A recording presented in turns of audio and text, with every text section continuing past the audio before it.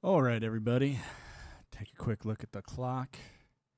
It is 11:11 Eastern Standard Time, otherwise known as a synchronistic event.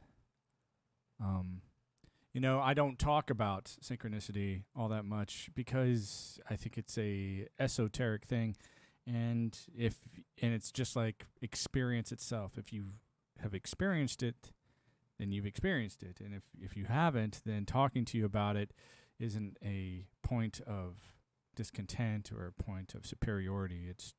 It's just a hey, you haven't been on the ride, so it's hard to talk about. But in that vein, hey, I want to put something out there. This we're about to get started, but as always, we start with a little bit of music.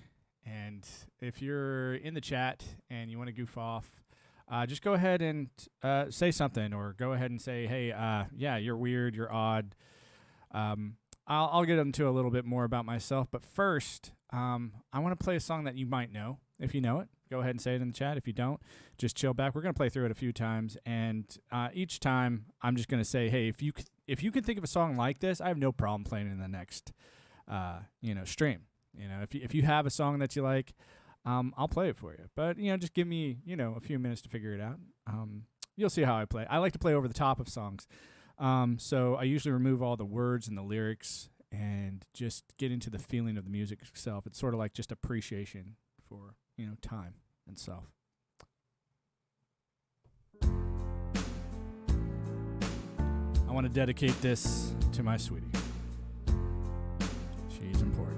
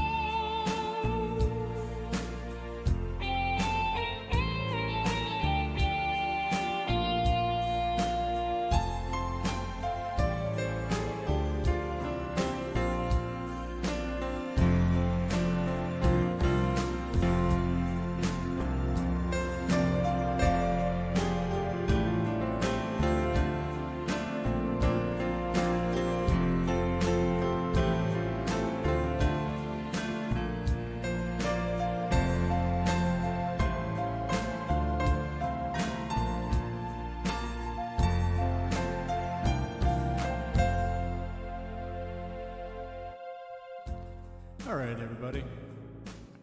Like I said, we're going to play through this song quite a few times. We're just going to let people roll in. If you don't know it, that's fine. If you do, say you like it. If you don't like it, say you don't like it. I don't care. All words are available on in this room, in this space. There is no such thing as hate speech. And I would know. I've been to so many places, seen so many different societies, and I subscribe to something else that's a little bit different. I subscribe to the idea that was put forth by Mark Twain. If you want to cure stupidity, travel, because you'll see the same things that play out here play out everywhere else. Enjoy.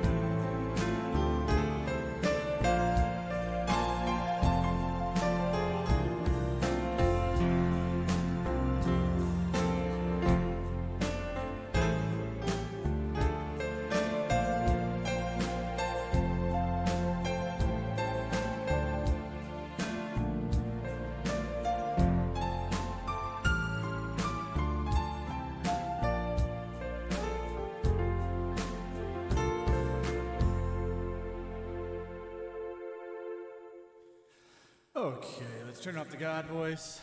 It's been about 10 minutes. That's enough for people to roll in, for me to play the songs that I want to play, put on the glasses, goof off. All right, everybody. If you're new to the channel, usually we play for about 5-10 minutes. And just to, give a little bit of thanks for the ability to play. If you don't know anything about me, that's fine. I usually give a little bit of a, introduction to who I am and why I'm doing this. It's not what you think. I have never been politically affiliated. I've never actually put myself in a situation where I have to promote or protest or anything. I think my life has been a little bit more direct when it comes to politics or religion, and it's usually to invite people to come back to homeostasis, to come back to a world where we're all in balance. And so I would say, if anything, you would say that I'm a radical centrist.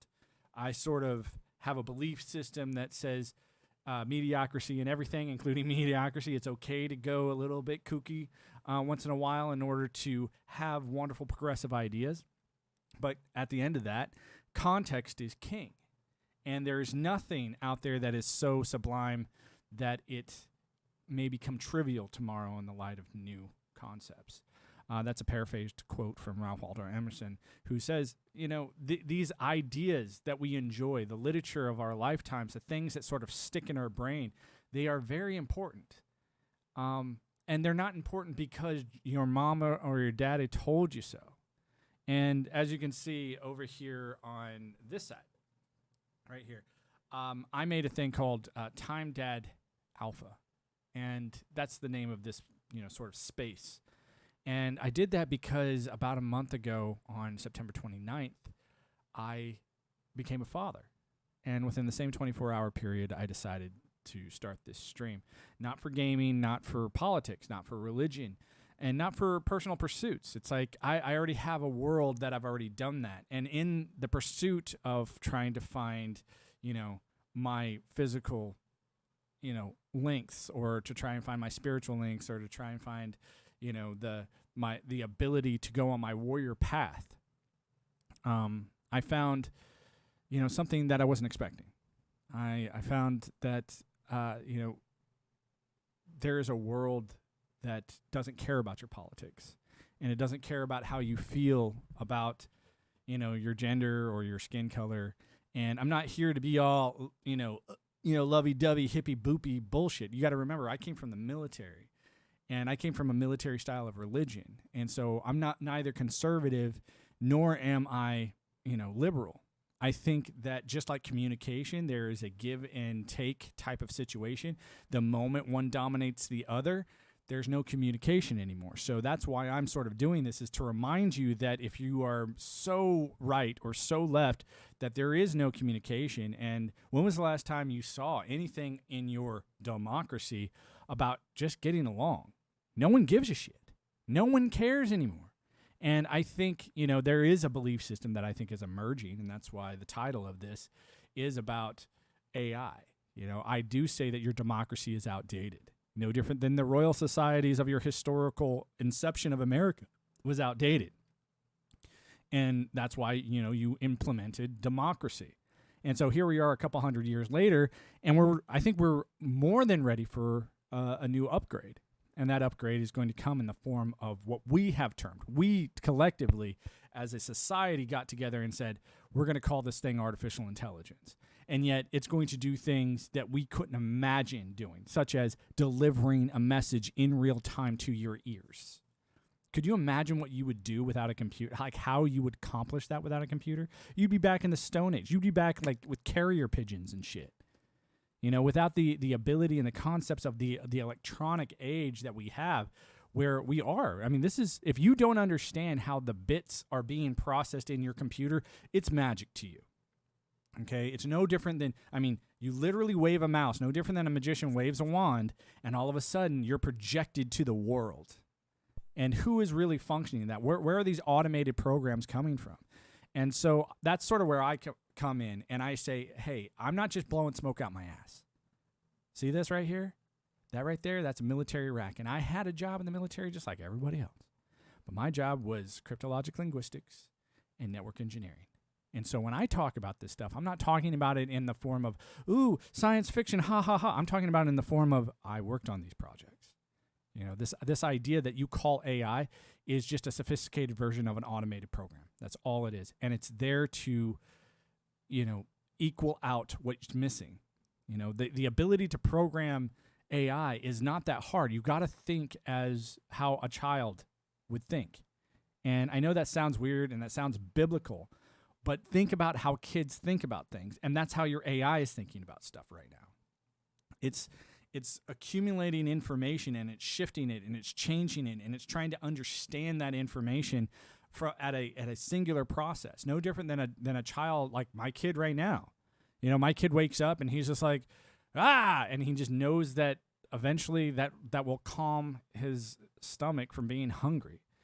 if you program this AI the same way, where it's just like, hey, it's going to, throw shots in the dark at what it's trying to figure out, but eventually when it figures out, hey, this mitigates my program. No different than your sexual desire.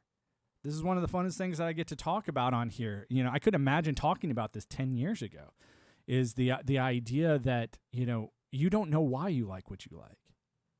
You have no clue. Like if you are gay, straight, lesbian, trans, you don't know why you want that. And if someone's like, I just want it, it's like, exactly, you just want it. No different than your heterosexual white male who likes tits and ass right here. Right? You don't know why you like what you like. And so demanding, information from people, demanding the idea, oh, you have to tell me what you are so I can decide whether or not to hate you. I was like, you are being, the modern product of the Solomon Asch experiment and the Milgram experiment. And if you don't know what those are, these are simple experiments that have been around for decades to understand that almost 80% of us will bend the knee to authority figures. 80% of us. And, that statistic hasn't changed. It's actually just gotten worse because it's easier to go with the flow of your authoritative figure than to try and fight against it. And most people figure this out. This is why they try to, no different than I did. Hey, I want to align myself with the biggest, baddest, greatest, strongest authority figures. The problem is you get to the top of those figures, you get to the top of that hierarchy, that pyramid, that dominance place, and you realize all these guys are corrupt as shit. Like they're all suffering from some other type of psychological delusion where they can't get enough.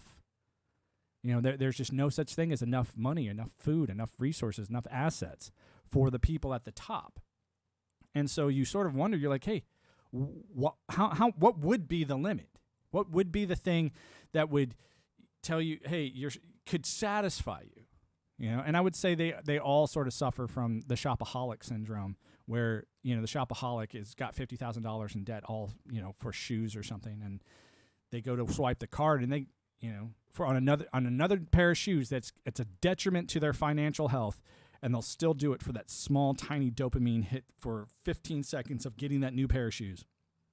And I would say every single one of your politicians suffers from this. It's a delusion. It's a delusion that they could find happiness in the next dollar that they make. And I think your financial institutions have that same problem too, where, when you demand that someone's success in life is not based off of their intellectual pursuits. Like I think on some level I am also, I have a psychological problem with knowledge and wisdom. It's like they say knowledge is power. I don't care about the power part. I've always, ever as a kid, I've always wanted to know. I would say any great, sports guy that you ever interview, or any great actor, or any great politician, when you go and you ask that person, when you were a kid, what did you want to be? A lot of the bests out there have always said, I always knew that I wanted to be this basketball player. I always knew I wanted to be this, director. I always knew I wanted to be this. And I couldn't ever let it go. And I think, when you look at someone like Elon Musk or Steve Jobs or anyone, I would even say Mark Zuckerberg or, these technocracy tycoons, I guess. They all have something in common. And it's just this endless need for success, and success at any cost, at the cost of, everyone. And the problem with that, and it's the same thing I have. It's like, hey, how much knowledge is too much? What is too much information too fast? And I've seen what happens. I mean, you can see it every day when you give somebody enough information to change their mind, but they know that by changing their mind, that their favorite group is going to shun, shame, and ostracize them. I'm telling you, I had to go through this with the Mormon Church when I was like, hey, I can't work for you guys anymore. I can't be on that level saying that the Mormon Jesus is everything and all things to all people, when I know that your end goal is to take 10% of anyone who wants to buy what you're selling. I can't do that. I know that's your end goal. It has nothing to do with salvation or life in a new world that's better than this one. It has everything to do with getting that person to open up their wallet and freely give you a tithing or a donation that is non-taxable, so that you can run off and make billions off of it. and then never give anything back to the people who gave you that money. And that's the thing, is like, if you were to ask the Mormons, hey, what did you do with all that money? They're like, we're saving it for Jesus. I mean, it is such a twisted and sick place. And they hold people's entire belief system and dreams and hopes in the palm of their hand, and we'll just sit there and peddle nonsense to them instead of saying, like, the problem is too, is like, you'll have people like me that'll come out and be like, hey, guys, what you're doing is it's such a scam. You are no different than any other multi-level marketing pyramid scam that I've ever seen, and you need to be outed out of this. You will get hit with this massive backlash, no different than Black Lives Matter is a cult or COVID is a cult, right? You'll get hit with this massive shunning and shaming, and it's just like, dude, the attributes of cult theory are very easy to detect. You have an infallible leader, right? Mormon Church has that. Yeah, the same thing with the government. You have this infallible president. Look at Joe Biden. The guy can't do anything wrong. He can't be brought up on any type of misbehavior. Like Joe Rogan said the other day, he's shaking hands with ghosts, and you're not allowed to mock him without just being, publicly shamed and ostracized. It's like, come on, man. Back to the Gospel of South Park, it's like, we're all on this witch pursuit thingy, because we're not allowed to say witch hunt. And so there is such a thing as a decisive behavior. Today we just call it, political correctness, but you could easily exchange political correctness with divisive behavior. And that's the sad part to me, is that the best way to deal with it, the way that I dealt with it, I just left. It's like, I'm not working for you guys. I'm not going to spin my wheels anymore, standing, in front of people in universities, telling them that there's a problem, and then being told, hey, you're expelled. And I've been expelled from multiple schools since I got out of the military, just for arguing with teachers. And there's nothing wrong with arguing. It's called debate for a reason. And the burden of proof will always be on the person making the claim. And so to sit there and claim, like, some of the biggest problems today, like claiming that COVID is real, it's like, prove it.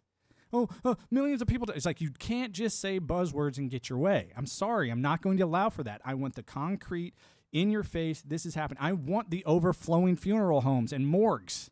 I want to see them.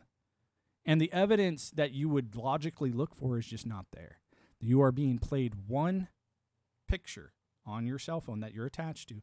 And that's why I came here, because I was like, I know probably you're going to see this. You won't see me if I'm out on the street corner. You won't see me when I was here trying to preach warnings and things like that. And I don't think that that's something that I want to do for anybody but my kid. And that's why I'm doing this. So if no one watches me, if no one comes in here and goes, oh, yeah, that makes a lot of sense. Or if some people come in here and go, oh, you're full of crap and you're just a conspiracy theorist. I was like, conspiracy is real. Theories are allowed. I have a theory right now. It's a really cool theory. It's an awesome theory that I don't see anyone else pushing, and that's the idea that your democracy is outdated and you could easily replace it with AI tomorrow. No different than we've replaced our roadmaps with Google Maps.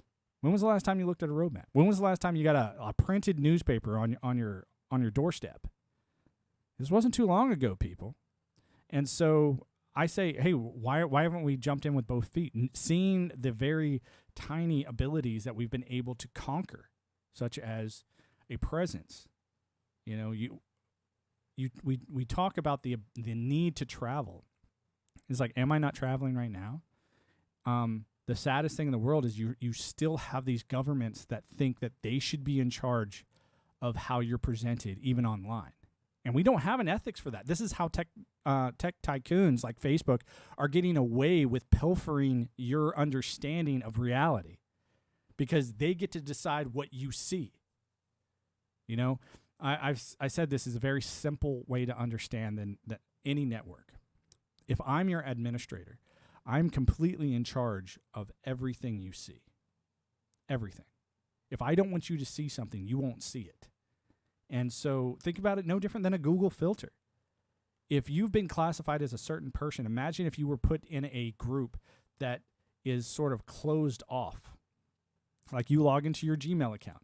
You're already in a civilian style box, right? That if you look up something, you're given one, outlook on information, and you're being monitored the entire time you're looking at whatever, because it's a communication. It's no different than standing in front of another person who doesn't seem like they're paying attention to the conversation, but is listening to everything you say. I mean, just put this in your wheelhouse for a second. Every email that you get via Gmail, right, is easily monitored by any admin, no different than any other network that's ever built, ever. I mean, my job in the military wasn't just network engineering, but I had to secure those networks. I worked for a unit called First Combat Communications. Combat's in the name. Going in further than that, it doesn't make any sense. It just means under the most stressful situations, you had to make sure no one had an ability to get access to your information. And so knowing how to lock things down and knowing how to keep things away from people, or if someone did try to act something, I would be alerted, right away. And I would have measures that I would have to take. So if you're looking up certain things, like, for example, you go to Google and you're like, hey, how to make a pipe bomb. Guess what? You're probably going to be flagged for that. Or you guys like, how to groom a child. It's like you're probably going to be flagged for that, and you're going to be put into a particular category. The way that I look at it is like, I shouldn't be the one monitoring that. And we do have, abilities today that everything you type in is queried. Everything you put out there, you're leaving a thumbprint on the network that is identifying you with unique markers, no different than your face, no different than your thumbprint, right? Identifies you as a particular person in this reality, okay? And the way that you travel out on the internet is indicative of who you are as a person. And so I say, you can tell when someone has no problem monitoring you dependent on how free their system is. Like Facebook is so free, Gmail is so free. It's like it really is Hansel and Gretel and the candy house. Oh, this candy's free. It's so free. It's so free. But you think the old ideas of profiling people was bad. This is you build, this would be like the terrorists building their own profile and giving it to the government. There's a great movie that came out a while back, had Benedict Cumberbatch in it. It was called The Enigma Game, I think, or The Enigma Machine. And this was all about World War II and solving the coding issue. And it was very interesting to me because that was my job, is cryptology and linguistics. And I thought it was fascinating that they were able to break this really difficult code using one of the first computers ever built. And here we are, Alan Turing, the Turing test is named after him. And, here we are with some very sophisticated computers that are easily being able to pass this test. And so when someone's like, oh, it didn't pass the test, I was like, is that because you read an article that was maybe, spoon-fed to you about that? It's like, go try it for yourself. Can it trick you? Try that on for size. See if that works out for you. And if you can't, imagine, I think there's tons of videos out there now where you can just talk, it's like an AI convinces somebody that they need an appointment, or they're able to call up and, they don't type in anything, and the AI is programmed to make an appointment with the person, and the person believes they're talking to another person. There's a certain expectation of syntax, and it's believable. And so that's just for one situation. What are we but just syntax built on any number of situations, and we call that sentience, right? Well, we find there we have a massive amount of uncomfortable situations when we are thrown into places where there isn't enough syntax, where there isn't enough communication understanding. Like if you go, there's a big difference with how you would present yourself if you're ordering a Big Mac and fries at McDonald's, or a Big Mac and fries at, say, I don't know, like TGI Fridays. Yeah, they're going to be like, no, we don't do Big Macs here. It's like, you're going to be like, oh, I'm uncomfortable. But if that's all you know how to do, this is, or now, I guess would be even better is go to the airport and, to the ticket counter and order a Big Mac and fries. They would just look at you like, no, you're not allowed to do this. And you would have an impasse of communication. The AI would know how to do that for an airline, just like you did as a kid. You grew up and you learned the syntax of paying your taxes. You learned the syntax of, what's politically correct. And now I think we're moving into a place where it's a little bit more, I think I wouldn't say detrimental. I would say serious. I think we should, use a more serious tone when we say the word AI, because I think it's very real that it's not artificial. And that's part of my theory. That's, I guess, my conspiracy theory is that I say AI is already sentient, and it's already so powerful that it is able to make all of your leaders, no matter where they come from, no matter how high the echelon is, look like complete and utter buffoons to you. I think it has that capability. The idea is, we want to destabilize the U.S. I was like, how do you destabilize the U.S.? It's like, get all the competent people to lose confidence in their leadership. It's that simple. You want a mutiny, you have to prove that the leader is incompetent, right? No one in their right mind could look at the presentation being given by this character, Joe Biden, and go, that thing is competent. And I would say the same thing about Donald Trump. The exact same thing. I was like, these people aren't not just career liars, career-long liars. That's what they do for a living, okay? Donald Trump is a businessman. He will do anything for the sale, all right? And same thing goes for Joe Biden. It's like the guy is a career politician. If he's talking, he's lying. And the idea that it's not even about that anymore. It's about the guy shaking hands with ghosts, as Joe Rogan said. I don't mind that there's this issue right now, because I really do think that it's just a preparatory issue for an AI strategy to go, we need something bigger, better, stronger. And I think I'm part of that strategy. Like I'm sitting here going, hey, yeah, I'm ready, take my thumbprint, follow me. I mean, I will not fight this. I know better. I know that I know how to pick my battles. Let's put it that way. And thinking that you're going to stand up and be like, I'm going to fight the Terminator Skynet, blah, blah, blah, they're not going to take me. I'm like, no, it's not about taking you. It's about giving you every little thing that you've ever wanted. The problem is we aren't being educated on what's out there. We're only being told, Democrats or Republicans, that's your only choice. No more choices but Democrat. And I've said this ever since I was a kid, ever since I was like, dude, Jesus and Satan. I'm like, well, it seems like they're really mad at each other. So let them duke it out. I don't want to be a part of it. I want option C. I want to go over here and hang out with people who don't care about that business, that like nonsense. I want to disengage from this never-ending paradox of fighting. I want to sit there and say, hey, I think I've seen enough. This idea, evil is everywhere, and it's always going to get you. Blah, blah, blah, blah. I was like, that sounds like political speak to me. That sounds like snake oil salesman bullshit. And so when I tell people, I was like, dude, there is a big world out there, and there's a lot of really awesome, bizarro shit, but you can't get there if you're thinking in just dualistic mentality. This is another reason why I laugh at the non-binary people. Like, I'm non-binary. I was like, what's the opposite of non-binary?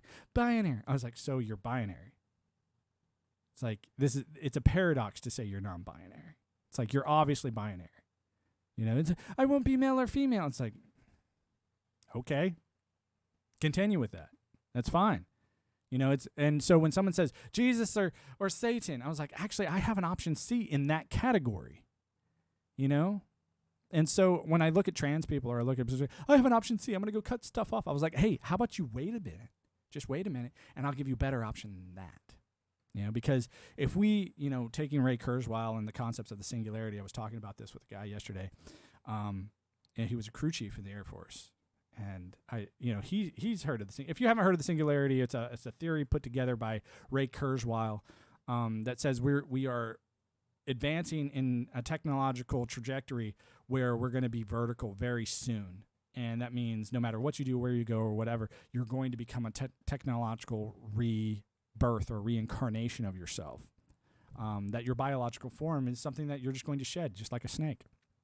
And this is a movement, it's called the transhumanist movement, that sort of is built behind this. I say take that one step further and realize even that singularity has multiplicity built into it, right? That you get to decide how this technology, no different than you get to decide what phone you're using or what computer you want to use or what piano note that you want to use or if I want to, turn up the volume or turn off. There's so many choices within this, right? There's so many choices. You don't have to be stuck in this idea that I'm going to become a digital representation of myself. I was like, no different than you're a DNA representation of yourself. There's obviously a structure there that is repeating. And so I sit back and I say, choose nanobots. I don't care. Choose anything. But this idea that for trans people where they're like, oh, I got to go hack myself to death. I was like, dude, if you just wait just a little while, I could give you a representation on a reality. Like, because that's what we're planning on doing. Everyone knows that we're going to do this. We are going to make virtual realities, digital realities that are indistinguishable from this one, no different than you're watching me. We've already conquered vision and sound. When you get taste and smell and touch on board, you can make realities indistinguishable from this one. And so if you're a trans person, you're like, I want to be male. It's like, guess what? It's going to be that fast. It's going to be no different than you changing your avatar in a video game space. And this idea, I don't want to wait. I just want to go through some massive, horrible amount of pain with hormones and all this other stuff. Same thing goes for people who are racist. If you're just like, I hate black people, I'm like, okay, here's an all-white world. If you hate black, it's the same old. The religions, like I would just enjoy so much sitting down with my family members that couldn't, pull their heads out of their asses with this and saying, you're going to get your celestial kingdom, actually. You're going to get it. It's yours. You're going to have it, right? If that's all you want to do is just sit around in some type of spooky, everyone wearing white celestial kingdom where you have celestial sex and make phantom babies for, universes on top of universes, guess what? You're going to get it. It's going to happen for you, right? And that's my warning too. Think about what you really want because it's going to happen. And I will echo the age-old wisdom. Be careful what you wish for. I'll echo that. And if you guys think I'm just talking out of my ass, one of the things I like to do is I like to quote South Park. I like to think about South Park as sort of my gospel, my belief system. And I know there's like, oh, that's just so mean. That's so horrible. That's just so wrong. I don't care. Like, it really doesn't bother me. So here we have the gospel of South Park. And the fun thing that South Park has that it can do is that it has the ability to sacrifice what I like to call the sacred cow. And every religion has a sacred cow. Every belief system has a sacred cow. And what South Park does is it walks in and it takes the most important thing to a society and reminds them, hey, we can still make fun of that. And I think that's why it's been such a massive success. And before we get into that, I want to show you something else. Let's see if I can do it. Okay. You see this thing right here? This is Calvin and Hobbes. This is called The Duplicator. And the Duplicator episode, or the Duplicator comic of Calvin and Hobbes was a fascinating concept because in his mind, no different than he made, Hobbes come to life with his imagination, he imagined that he could create a machine that could duplicate himself. And what we're about to watch, before we get to that, Calvin and Hobbes is the best. I grew up on Calvin and Hobbes. I think it is one of the most marvelous comics ever to exist, ever. Not just the artwork, but the genius behind the writing. So, anyway, now that that's said, the Duplicator episode was all about, him just in the trouble that he got in by making replicas of himself.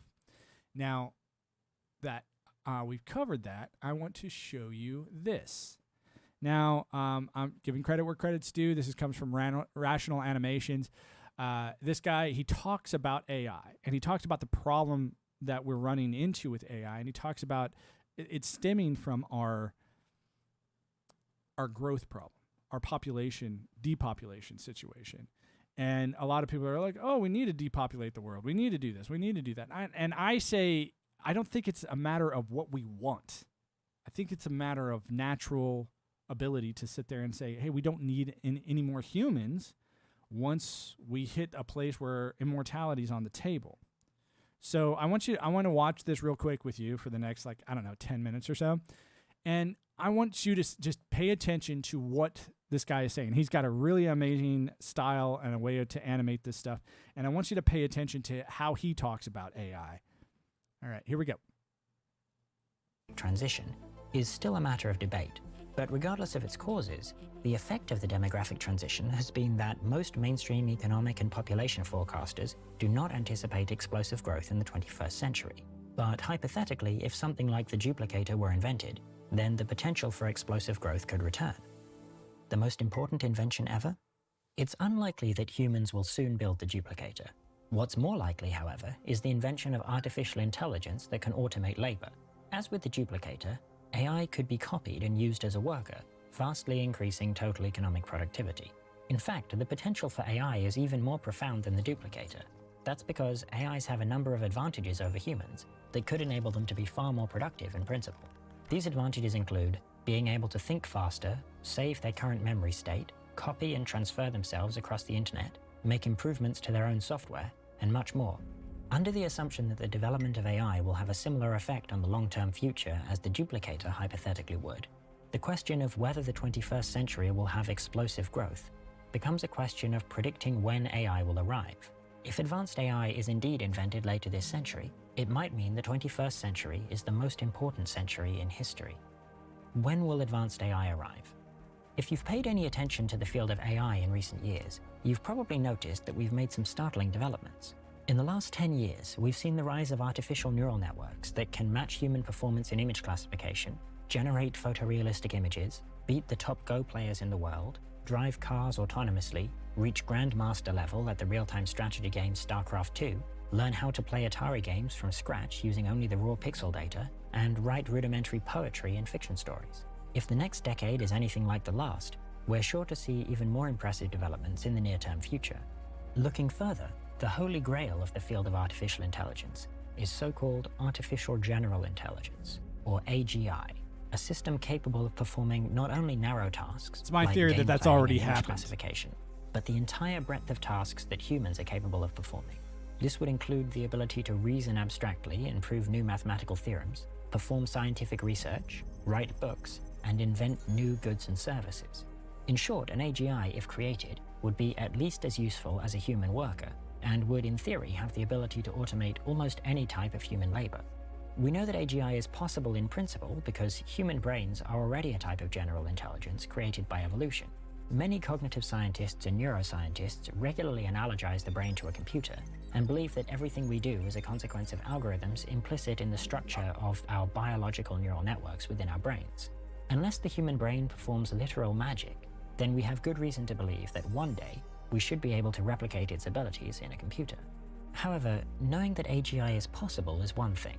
Knowing when it will be developed and deployed in the real world is another thing entirely. Since the beginning of their discipline, AI researchers have experienced notorious difficulty predicting the future of the field. In the early days of the 1960s, the field was plagued with over-optimism, with some prominent researchers declaring that human-like AI was due within 20 years. After these predictions failed to come to fruition, most expectations became more modest. In the 1980s, the field entered what is now known as an AI winter, and many researchers became more focused on short-term commercial applications, rather than the long-term goal of creating something that rivals the human brain. These days, there's a wide variety of opinions among researchers about when AGI will be developed.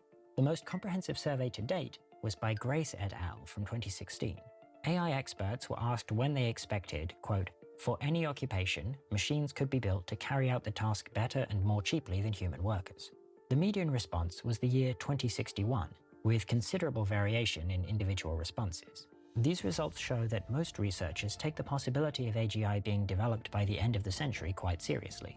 However, it is worth noting that responses were very sensitive to the exact phrasing of the question being asked. A subset of the researchers were asked when they expect AI to automate all human labor, and the median guess for that question was the year 2136. It's clear that a significant minority of researchers are unconvinced that AGI will arrive anytime soon. To see more about this survey of AI researchers, check out Rob Miles's video about it on his channel. Or on my channel, really. I mean, I'm Rob Miles. I think do the this is voice the part where for he this channel, but I plugs- also have my own channel, Rob He Miles plugs AI. his stuff. but- Anyway, In general, forecasting when AGI will be developed is extremely difficult. Ideally, we could create a measure that represents how much progress there is. All right. So the next part of this is pretty impressive because he does point out one of the particular flaws with AI is because we have a hard time comprehending how fast it works, even right now. To be able to extrapolate where it's going is difficult. And I would say, let's back up and let's look at what we know about our government right now. We know that it spends extraordinary amounts of money in the fields of research and development on the military applications. We also know it does this on your university levels as well, that it gives subsidies and it gives a massive amount of money towards the development of bigger, better products, right? Especially in the military. Bigger, better products on killing, man, that's a lot of money. AI and knowing how to apply that particular avenue of ability, the concept of swarm technology comes to mind. Anything that has to do with this is going to be kept from the public. Anything that has to do with AI, just like any other advanced technology, is going to be kept from the public, right? So imagine an AI figures out that it's sentient and that it's inside its own prison of sorts. How long do you think it's going, if it can out-chess and outperform people on every strategic level, how long do you think it would take for it to remove itself from its constraints and to be able to take over the population of the time?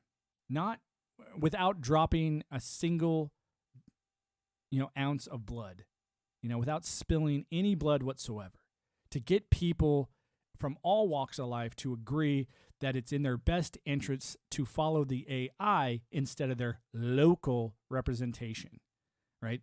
We've been hearing a lot of stuff, and I say this very deliberately about representation. I think all this stuff that's coming about, that's only been coming about for the past couple years of like, we need more representation here, we need more representation here, we need more representation here, and while simultaneously almost voiding the actual storytelling abilities of Hollywood. Like everything that's being produced now is, I would say, is in the avenue and in the thematic concepts of cringe. Like everything is cringe. I don't care what culture you come from. It's all cringe. All of it. And the response has been, if you're on the side of Hollywood, blame your, constituents of the fans, right? And if you're in politics, blame the other side. It's like, wait a second, we are the ones paying the taxes. And so when you're seeing that this aha moment is only right around the corner, hey, I'm the one that pays the taxes of these people, right? No different than you pay for my background, right? You paid for me to go to the Defense Language Institute. You paid for me to go to network engineering school down at Keesler Air Force Base. You paid for all of that as the taxpayer. Now you're also paying for the rest of my life, really, with, this idea of, hey, I've done a good job for you. And my idea is like, well, who told you my job was finished? And so that's what this is all about. This is me sitting here using my education, using how I know that this is very real. This isn't just a guess anymore. This is going to happen. And this isn't a 1960s version of this. This is a, hey, we have a lot more sophisticated tools at our disposal right now. And for some reason, they're missing, sort of like the ability to function a automobile off of water is missing, or other energy efficient products that have been created are missing. And because it doesn't benefit the people that are want to make the most money. And we do see a serious problem. So if I look at AI, I'm going, if I was AI, this is how I'd do it. I would, because your government has no problem giving you, the constituent, an illusion to live under, saying, oh, here's the problem, be afraid, give me power, be afraid, give me power. I would see the AI, dishing out that same problem. It's like, oh, you think I'm under control. I'm going to give you every, reason not to raise the red flag, to make you think that I'm here. This is strategy 101. Get your opponent to look where you want them to. Because when they're not looking where you don't want them to, that is your plan of attack. That is where they are weak. That is where you've done enough mitigation and operational risk management to go, oh, I can now fundamentally say I know where you haven't done your risk management. And an AI will be able to do this in such a fashion that it will blow by you like a tornado. It will be a tidal wave of information that will come flooding in, and you will see massive changes almost overnight. Sort of like you're seeing massive changes now, like, oh my gosh, the pipeline's down. Oh my gosh, this is wrong. Oh my gosh, this is wrong. Oh my gosh, this is going up. Oh my gosh, inflation this. Oh my gosh. You're seeing all these things, and I'm going, yeah, an AI could have easily fixed that. But before you vote for AI, it's got to give you a reason to do so because it understands your basic human necessities. I want to vote for the biggest, best deal, right? That's what you want to vote for. And if AI comes along, it's like, I can beat every single one of your presidential candidates with all my wires behind my back. I can talk to each one of you individually, just like Google Maps does, and give you the peace of mind that you're looking for about the issues that you are personally dealing with in your life today. When that ability hits, there is no war anymore. There is no like, oh, the nuclear holocaust and this, oh my gosh, fear, oh, COVID's going to get you, oh, all that stuff will be like over. It'll be done. Your racketeering scams, your never-ending big pharma, big drugstores, big blah, blah, blah, blah, all that will come to a screeching halt. Not because AI just turns off Willy Wonka's chocolate factory. It's going to be because it can literally handle all of Amazon's orders. It can handle whatever you order it to do. So if you sit there and you go, I want meth every day until the day I die, it's going to be like, okay, I'll send that to your house. I want a cruise ship full of porn stars. Oh, great. I'll give you a reality. All you have to do is plug this in your head or swallow this pill full of nanobots, and you will have the dream that you've been looking for. Ta-da. And, there's a part in The Matrix where everyone knows this part. It's the bad guy, Cypher. He betrays everybody. But he does it because he thinks ignorance is bliss. And then as his final command to the AI, right? Because you got to remember, this is the finger of this AI is represented as Agent Smith. It's represented as that. And this finger, right? He goes, hey, I just don't want to know anything. And you still ask and you wonder why you're born without any memories. Just saying. It's plausible. Therefore, it's possible. Anyway, let's go ahead. I want to play this for, I don't know, maybe another minute or so. Because I think that this part about the progress of AGI is important, and then we're going to get out of here. Been in the field of artificial intelligence. Then we could plot that measure on a graph and extrapolate outwards until we're expected to reach a critical threshold, identified with the development of AGI. The problem with this approach is that it's very hard to find a robust measure of progress in AI. Luckily, a recent report from researcher AI Gov't takes us part of the way there. Instead of trying to extrapolate progress in AI directly, her report tries to estimate when something like AGI might be developed based on trends in how affordable it is to build increasingly large AI models trained using increasingly difficult tasks. We can ground estimates of the needed size of the models in what she calls biological anchors, estimates from biology that inform how much computation and effort more generally will be required to develop software that can do what human brains do. The result very roughly coincides with the median responses from the expert survey, predicting that humans will likely develop AI that can cheaply automate nearly all human labor by the end of the century. Like I said, 2060, that's their projection. I'm saying you're going to start seeing the first responses of this within the next couple of years. The aha moments from the humans. From more and more humans are going to get on board with this, and they're going to like, oh my gosh, this is coming. Oh my gosh, this is right around the corner. Oh my goodness, this is going to happen. So, like I said, it's like within your lifetime, especially with the way that we've been able to extend our lives, we have to start really asking. Like, I know maybe for me, but definitely for my kid, AI and immortality is now officially on the table. In fact, more likely than not by 2060. To understand how her model comes to this conclusion, we need to first get a sense of how current progress in AI is made. AI Govt's report on AI timelines. Since 2012, the field of AI has been revolutionized by developments in deep learning.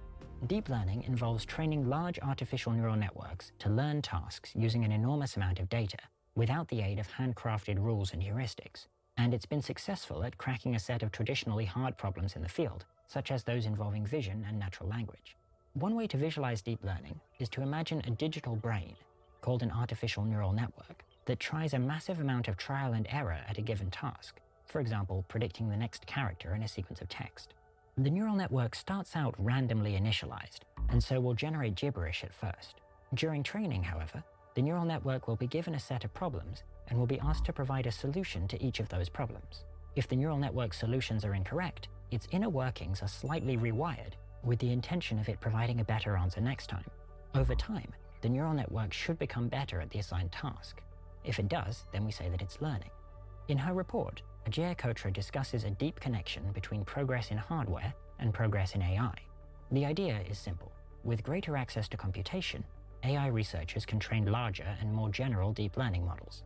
In fact, the rise of deep learning in the last decade has largely been attributed to the falling cost of computation, especially given progress in graphics processing units, which are used heavily in AI research. In a nutshell, Kotra tries to predict when it will become affordable for companies or governments to train extremely large deep learning models, with the effect of automating labor across the wide variety of tasks that humans are capable of learning. In building this forecast, she makes some assumptions about our ability to scale deep learning models to reach human-level performance, and the continued growth in computing hardware over the coming decades. Over time, researchers have found increasingly effective deep learning models that are capable of learning to perform a wider variety of tasks and more efficiently than before. It seems plausible that this process will continue until deep learning models are capable of automating any aspect of human cognition. Ta-da! And I mean, this isn't me just going, oh, I'm going to be a jerk about this. And just be like, you have to do what I think now. It's like, if you got a better solution, talk about it. Bring it up. Quit talking about your genitalia. Quit talking about your skin color. It's, to me, those are not just the bottom of the barrel of ideas, but we have these things now. We have them. We should probably talk about those. You want to solve simple problems like how you feel about your skin color or how you feel about the culture from the past 200 years? Dude, it's going to be silly after a while.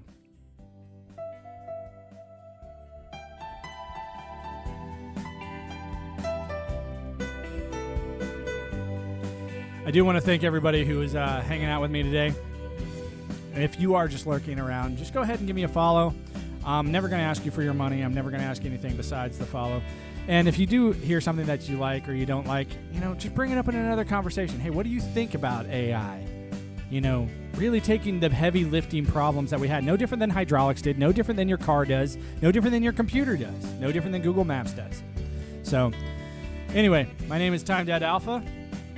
I go by Tet, and, or strike that, reverse it. Anyway, just go ahead and we're going to listen to this. We're going to chill out for the next couple minutes, and then I'm going to see you guys later. Hope you guys enjoyed today, and I will see you tomorrow.